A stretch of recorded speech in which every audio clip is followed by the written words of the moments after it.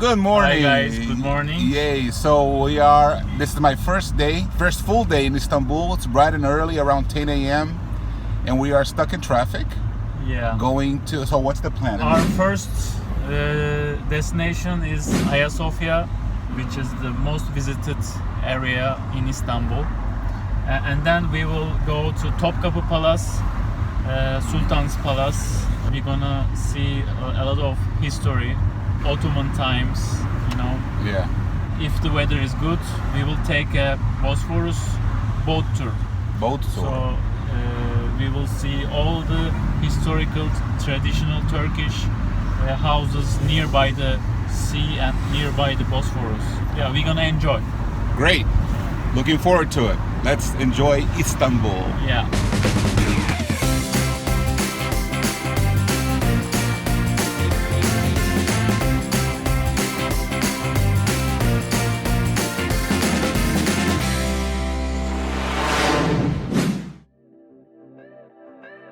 Istanbul, formerly known as Byzantium and Constantinople, is the most populous city in Turkey and the country's economic, cultural, and historic center. Istanbul is a transcontinental city in Eurasia, straddling the Bosphorus Strait between the Sea of Marmara and the Black Sea. The Bosphorus Strait also separates Europe and Asia. So we're out of the car. We're gonna take a tram to see Hagia Sophia and the Blue Mosque and all those places, because it's better and faster. You should always prefer metro or trams, buses. Public transportation. We recommend in Istanbul. And what are we getting to get inside the museum? Museum cards, so you can freely visit all the museums with this card. Okay, that's where we're getting. Yeah. Museum card. And we're waiting for the tram right now to get. We just missed it. Yeah. But we'll get the next one. No problem. Just it will take 5 minutes. 5 minutes. Its commercial and historical center lies on the European side, and about a third of its population lives in suburbs on the Asian side of the Bosphorus. We just got here to the center of the city. We got the Blue Mosque behind me, and in front of me the Hagia Sophia Museum. We're about to go inside. Let's go check it out.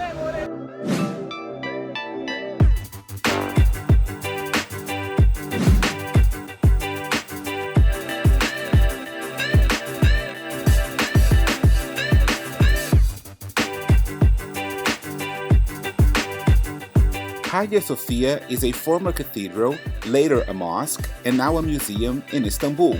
Built in 537 AD at the beginning of the Middle Ages, it was famous in particular for its massive dome. It was the world's largest building and an engineering marvel of its time. It is considered a model of Byzantine architecture and is said to have changed the history of architecture. The current building was originally constructed as a church between 532 and 537 AD. In 1453, Constantinople was conquered by the Ottoman Empire under Mehmed the Conqueror, who ordered the main church of Orthodox Christianity converted into a mosque. I'm inside the Hagia Sophia Museum, one of the biggest mosques in Istanbul. It was built 1,000 years ago by the Byzantine Empire. I was told that Mehmed the Conqueror transformed. It used to be a church, and he transformed it into a mosque. So that's why you can see the signs. That one says Prophet Muhammad, and that one says Allah. A lot of history. You can feel the history inside here. People don't worship here anymore after it became a museum. And something very interesting is that after a lot of earthquakes, this place is still standing. You can also see that there's no columns in the middle. They have some on the sides, but the middle is not held by anything. So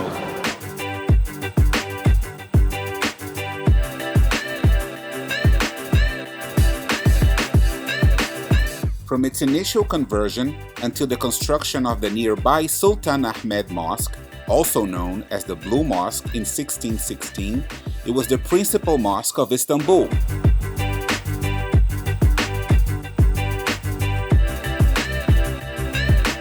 the person who built this mosque, church, was Constantine, hence the name Constantinople. Istanbul used to be called Constantinople before 1453. So that's the year that Constantinople became Istanbul, right? So a little bit of history.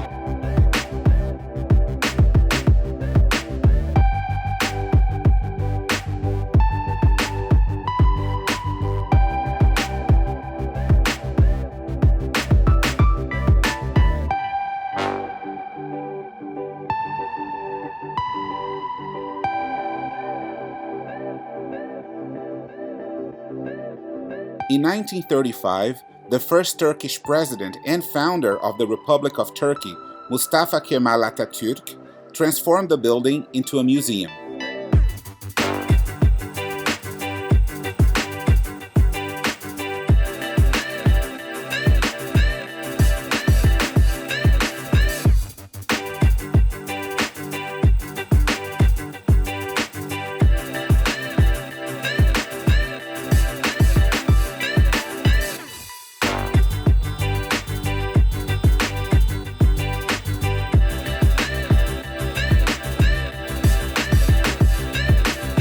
Just climbed the ramp to the second level of the museum, just exploring. I want to check every single corner. A lot of history here.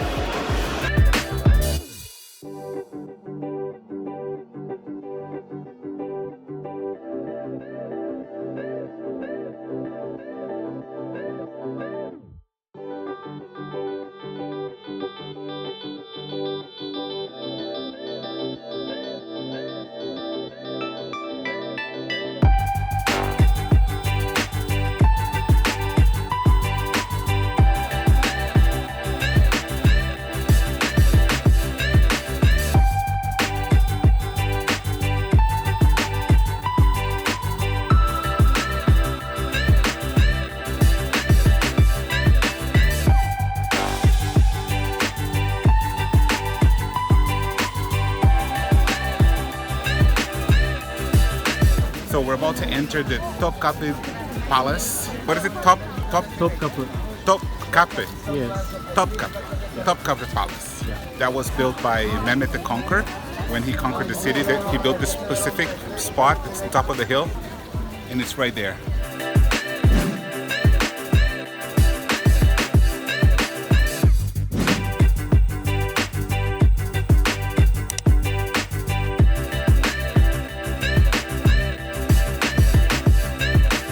The Topkapi Palace is a large museum in Istanbul.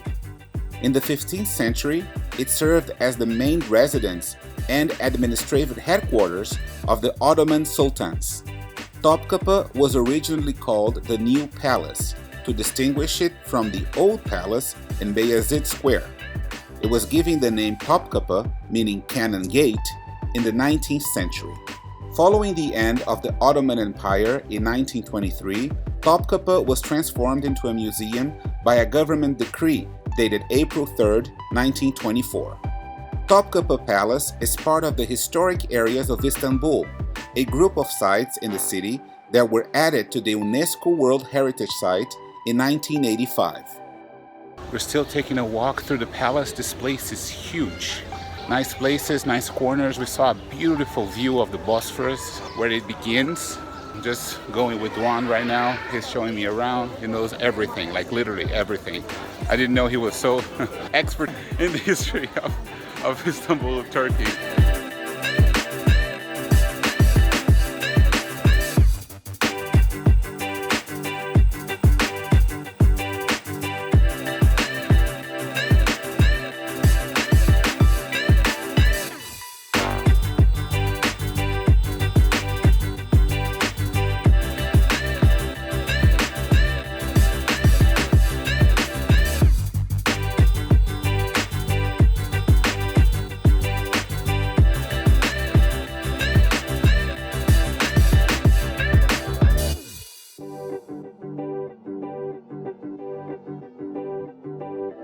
The harem occupied one of the sections of the private apartments of the Sultan.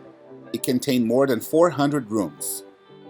The harem was home to the Sultan's mother, the concubines and the wives of the Sultan, and the rest of his family, including children and their servants.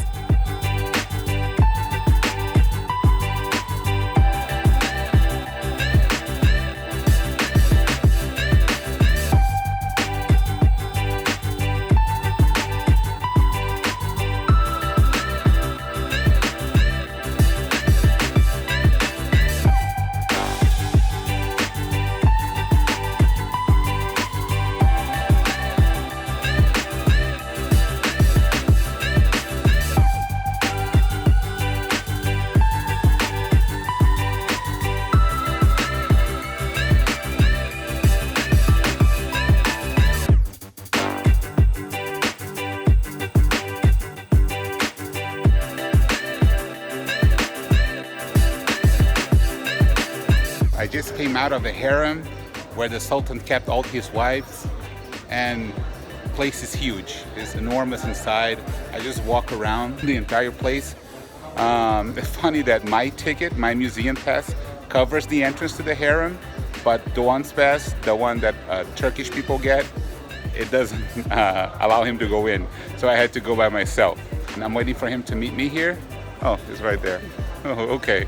Yeah, I was waiting for you. Yeah. I told them the story. They, Yeah. Turkish people are not allowed, or I don't know if there's No, The I have to pay another an extra extra ticket. to go in. Forget about it. Very beautiful There are place. some restorations right now, so Yeah. some parts, some sections are closed. Okay. So, What's the next stop? so we're gonna have some water first. Yeah.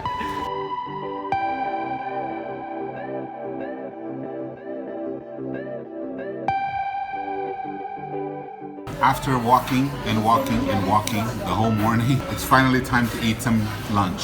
Doğan just brought me to eat some Turkish meatballs. They don't actually look like balls, but the smell is just amazing, just like the fish from yesterday. So I know I'm gonna enjoy this.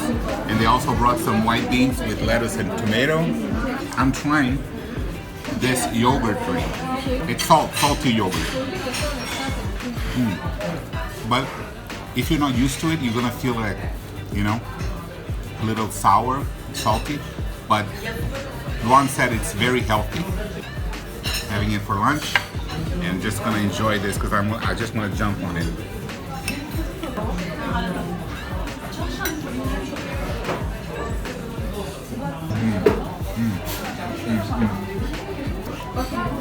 Good choice. Let's eat it.